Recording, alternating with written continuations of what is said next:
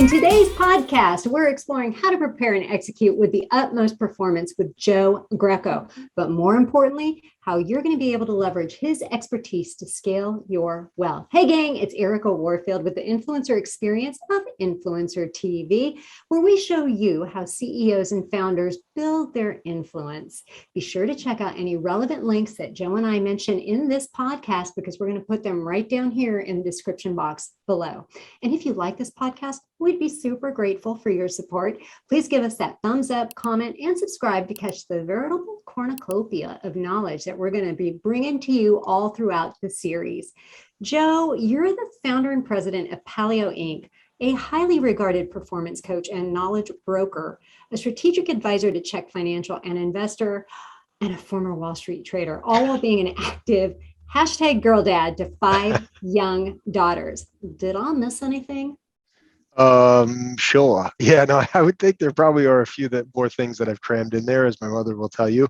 I've always been a bit of an ants in my pants kind of guy, but in reverse order, priority certainly that girl dad, #girl dad, and then from there I'm able to really draw a lot of energy and strength to deliver on professional development and performance coaching, which, having been on Wall Street for a baker's dozen years, I find the most exciting thing is to directly connect with people and help them grow and become more or even better versions of themselves as they go up the food chain or the corporate ladder, or bring their companies into liquidity events.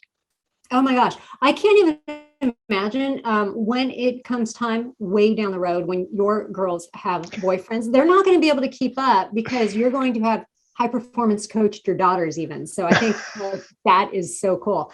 So let's jump into basically one major point on how you created wealth, not only for yourself, but you do so for others through your 5 competencies of, am I saying that right? 5 competencies. You got it. You nailed it. Keep going. Wealth. Make sure you stay for the final bonus, folks, because that's when we're going to explore Joe's time management, being that active dad to 5 girls, all while running this empire. So, Joe, I had never heard of the 5 competencies of wealth until you literally blew me out of the water with them. So could you share those for us?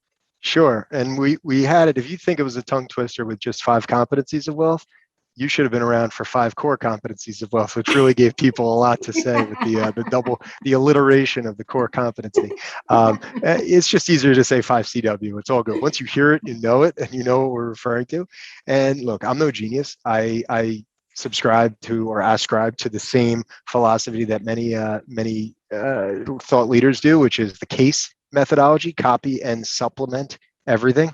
You can't just steal it. You got to actually supplement it. Take something that somebody's done, make it a little bit better, a little bit more, unpack it, make it yours, and then you go back out with it.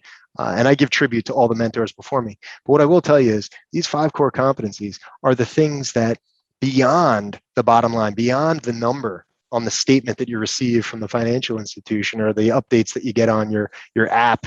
And I don't endorse any particular app, but whatever app you have on your phone saying what you made today, or worse, what you lost today, depending upon where you're invested.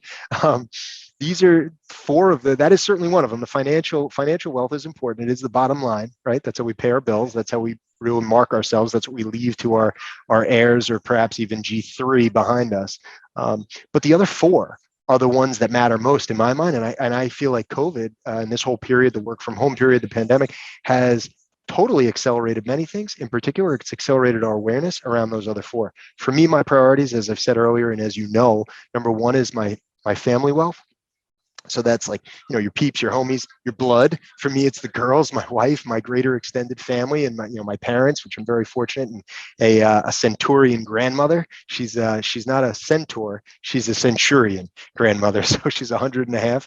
But the idea being that family wealth, the competency around what you're doing with those people, how you're growing them, how you're engaging with them, how you're loving them, how they're loving you, is super, super important. If that's not right, or if that's not in check, bottom line is going to get infected. Right? It's going to be affected, meaning your financial wealth is going to suffer at some point. And if it's going well, then you feel more emboldened, you feel more incentivized, you feel more inspired. That wealth is going to drive up. So those 2 certainly need to be in check. Adding to the wealth of family is wealth of health. And health touching on so many bases, your mind, your body, your soul. Are you spiritual? I happen to be. Are you not? That's fine too. You have other things that are going on. Are you physically fit? Are you taking care of yourself? Surely in COVID, we've all become a little bit more acutely aware of our fragility and, our limited time maybe on this earth, especially with good health. And so that's something that's in check. A derailment there can certainly mean derailment in your financial wealth, right? And we know what that looks like in retirement for many people. Similarly, you have social and cultural wealth. Wealth of culture, that competency might have to do with your lifestyle, how you're adding things into your world, how you're making your world more exciting, what you're doing to stimulate yourself. Are you, same old home office, or after the last 2 years, did you finally spruce up the joint, throw a fresh coat of paint on the wall and inspire yourself to be more exciting? Did you invest in these new cool headsets that make you look like an air traffic controller or an airline pilot who's not on strike? What is it that you have that's making your lifestyle be all the more better, right? Investing in that. And then of course, social wealth, beyond cultural wealth. Social wealth has to do with how you're engaging with people. It's not just maybe a social justice initiative that you stand for, but also, are you blending, the Dr. Jekyll and Mr. Hyde of your personality? Does your personal world really know what you do professionally? And conversely, have you been vulnerable enough? Have you put yourself out there enough with your professional contacts so they understand who the person, the heartbeat belongs to? And all of that to me says, when you keep those in checks and when you're constantly feeding and augmenting or enlightening yourself in each of those competencies and you're growing them, then the global wealth that you have becomes a hell of a lot easier. Everything is in harmony. You can then suffer a period where maybe one of those is a little out of whack and the other four carry you through. And you don't see impairment of your actual financial wealth, but instead you can see yourself pushing through those periods and moving on to the next phase. So that's a little bit about those four main. Then of course the five, the bottom line is that financial wealth, which is where everything does ultimately drop in. But keeping those in check and actively growing each competency is the methodology that I've been able to leverage for over 2 decades now. And it certainly has worked well for clients in the meantime. So thank you for asking about that, Erika. You're welcome. Well, and I think you're right. When you have 4 of them working for you, you suddenly have the mental wherewithal, and you can have that mindset of when things start to get a little rough. Oh, this is just a stretch of road. This is not miles and miles and miles and miles and miles. Yes. It's not always going to be this way. You actually can take that step back, get into fact and not in emotion, and say, oh, this is just a stretch of road. I'm going to work this through. And it allows you to permit yourself some of that emotional integrity. It allows you to be human and let out the tears or let out, the exultation when it really is going well. That's fair. And you should have those, but you can't necessarily enjoy them as much if you're so focused on just the bottom line, on the dollars in the account. Mm-hmm. And sometimes people will never get ahead because of their level of comprehension in their profession, their level of education, their level of aggressiveness, go get it, self-motivation. Maybe that's just naturally not in them, and that's fine. And those people need to feel that they are wealthy. And this construct allows those people to really identify other ways that doesn't include 2 commas in their net worth. Right. So when you talk about that, when somebody may be lacking a little bit of that tenacity or that drive, does that get to this concept of acting as if, or work is not for everyone? A little bit. And great cue there. I mean, acting as if is a very unique way that is not at all anything more than common sense. It is. It's basic. Except most people don't think this way because they fear. They're put in a position where they say, I don't have the credentials. I don't have the degree. I don't have the title in my position. And what I say is act as if. If that's where you want to be, if that's what you see yourself doing, if that's how you envision your future and your impact on the world, your legacy, your reputation, well, then act as if you're there. Act as if you're in that role. It's no different than you'll hear tons of business school speakers tell you, don't apply for the job that you want. Apply for the job, of the person that you want to be, and go for it. Don't work hard and assume the responsibility of whatever role you're in. Assume the responsibility of the person above you and keep striving and going farther. So acting as if is critically important as a mindset to make sure that you're after more that's appropriate to you. It doesn't mean that you need to be aggressive in all forms of life. You've got to identify the pieces that matter most in your world. I think that's a really profound and deep way of stating what I think some people have sort of twisted a little bit. And you've taken it beautifully and untwisted it, because for so long we were hearing fake it till you make it. Yeah. No, that's not the same as acting as if, because you are truly acting. There's no faking. And I Yeah. really love that and You're appreciate that. behaving. Yeah, act has sometimes that connotation that you're on stage and it's a facade. But I say act meaning like Oh, behave. Behave yourself, conduct yourself, make decisions as if you're the owner of the business. Don't make decisions as if you're the employee punching a card. If you mhm. want to be the person who owns the factory, then don't just stamp the plates. Think Yeah. about how you can motivate your colleagues Mhm. to be a little bit more excited, to be more productive, to innovate with new technology or bring certain things to the attention of the sales department, defects in the product. Take it upon yourself as if you were the owner, not as if you're stamping plates in the factory. Mhm. Yep. Another offshoot of that, which I know we talked about, which I think we talked about recently, is this idea that hard work or work in general is not for everybody. And Mhm. that's okay. You know, hard work takes effort. Work takes motivation. Work takes getting up out of bed. Work takes getting off of the government dole if that's what you've been accustomed to for a long period of time, Right. right? Work takes overcoming fears that are either real or perceived in the marketplace, in the world, in society. Work takes effort. It's not necessarily for everyone, and that's okay. We're a rich enough nation, and there's many nations that are wealthy enough now that they can take care of you if work's not really for you. But above work is hard work. Above work is becoming a visionary. Above becoming a visionary is being a legend. And so there's nothing short of legendary for parents who simply put in the hard work of doing an hour of math and science and English, homework with their kids each night as they go through the single digits into the teen years. That's hard work. You don't Mhm. get any extra comp for that. What you get is satisfaction someday because your kids are hard workers, because your children go to a good school and maybe they get scholarships for it, not because of what you earned or didn't earn, but rather because of their aptitude, because of how they apply themselves, because how they show up and they act as if they're already part of that university community in their interview while they're still a junior in high school. They act as if, because that's been the modeling. So work isn't necessarily for everyone, but work can be something that you inspire others with. And I like to say that the difference between, unfortunately, there's a huge difference in the world when it comes to motivation. And that's the difference between what you have and what you want. Mhm. And it doesn't always mean dollars. What do you have in terms of family? What do you have in terms of culture? What do you have in terms of lifestyle or social connections? What do you want in terms of family, lifestyle, culture, social connections? Bridging that gap and rising up to meet that is the difference between people who are truly motivated and become their own and live their best life, and the people that unfortunately just mail it in and then wake up one day and they're well beyond the point where they can ever change again. Right. Right. And, for those of you who are watching, if you really resonate with how action and hard work and those little small steps create something that we would think is legendary, go ahead and smash the thumbs up and the subscribe button Oh for yeah. us. Love it. Love Especially it. if you're enjoying this, because Joe is dropping some major gold nuggets. Please tell us in the comments if you know of maybe a sixth competency of wealth that you can think of.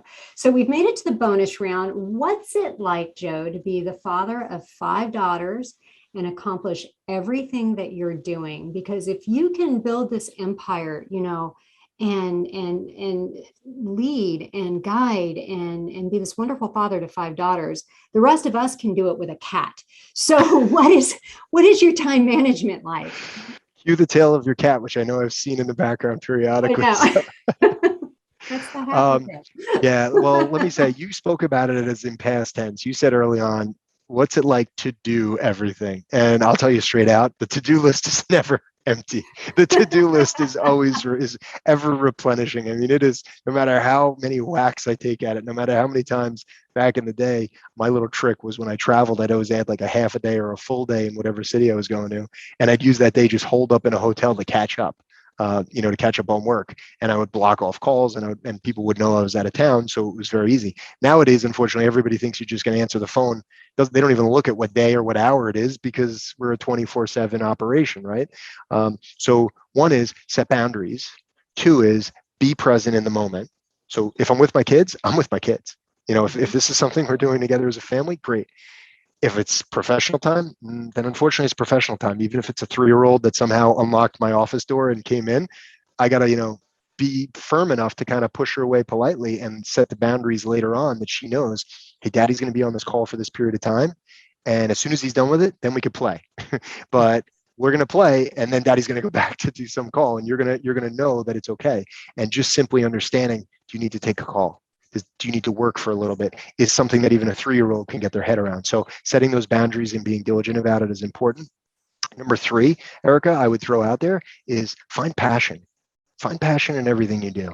And if you're not finding passion, or if like the thumbs up excitement is starting to go like kind of excited but not as motivated But anymore, not to for this like, video. Not for this video. no, of course not. Yeah, don't follow me at all, except for in your life. If you're getting to that point, then tune out, then walk away, then go away from it, or at least angle toward a new version of what you're doing, and reignite that passion you have, reignite and inspire yourself so you can really enjoy it. Because if that's not present, then it doesn't matter. It doesn't matter what you're doing. It doesn't matter what you're earning, because your family isn't going to understand. It doesn't marry up with what you're bringing and who you are at home. Your social contacts are going to see a grumpy person that's, very wealthy from a dollar's perspective, but not fun to enjoy life with, And I've very blessed with friends who I say are unfortunately, broke when it comes to finances, and in a poverty situation, that I take great lessons from and enjoy our time together. And they're okay where they are because they're full of many other things. And I also have friends who are very, very wealthy, whether it's theirs or multi-gen. And unfortunately, some of those people are searching and looking, and they haven't identified the purpose. Conversely, there are plenty of people who are leveraging that to the hilt. And those are the people that are truly living their best version, and they're also leading a life that is likely going to inspire G2 and G3. And that's what I'm after right now, is to make sure, does it pass the test in my head of, will this hold up? If any of those 5 girls someday say, this is what you were doing in 2021, or I saw this video of you and like, what were you talking about? Are they proud of it? And if they're not going to be proud of it, if they're not going to be excited, or at least say like, okay, that's cool, that's my dad, they don't need them all to like want it for themselves. But if that doesn't pass the test, then I probably should rethink it. And all of that kind of helps me prioritize and rejigger. There's also, I'll give you one more quick tip on that one, is gist. We call them gist Tuesdays. So oftentimes on Tuesdays, I would say at least 3 Tuesdays a month, if not all 4 of them, or in the odd months where you have 5, it's get your stuff together Tuesday, right? So several hours are blocked out, and it's get caught up, it's follow up on those calls, and it's not specific project work. It's simply just get your stuff together. And if you don't have regular check-ins on those points, if you can't lock yourself in a hotel room for a few hours or a conference room and literally observe that this thing does not go off and no one can intrude, it's going to be very difficult. As you add children, it'll be exponentially more difficult to the equation for you to get everything done and to feel fulfilled and satisfied. I love it. I love it. So if you're out there and you're wanting to level up in terms of energy and get to your heck yes, and you want to achieve the 5 competencies of wealth, where is the best place for these people to reach you?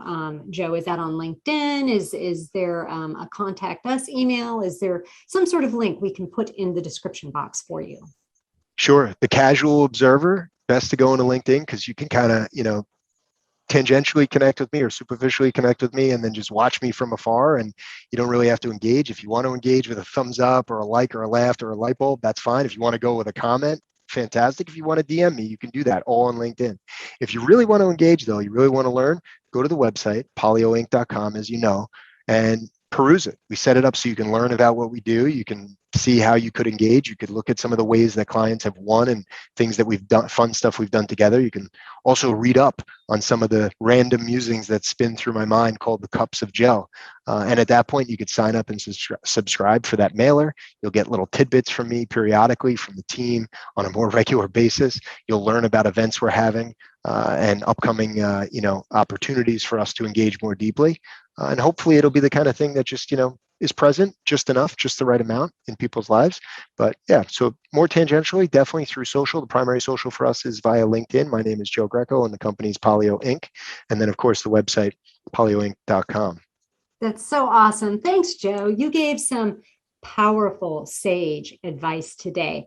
And so now That's the gray in the beard. I think you threw sage out because of the no, gray in I've color. got some gray. I refuse to. I am going to age gracefully. We're going to do it together. You certainly are, sister. Very nice work. So that's a wrap. Be sure you do like, subscribe, and add your own time management tips into the comment section and kind of build each other up via community. Thanks so much for hanging out with us. We will catch you next time.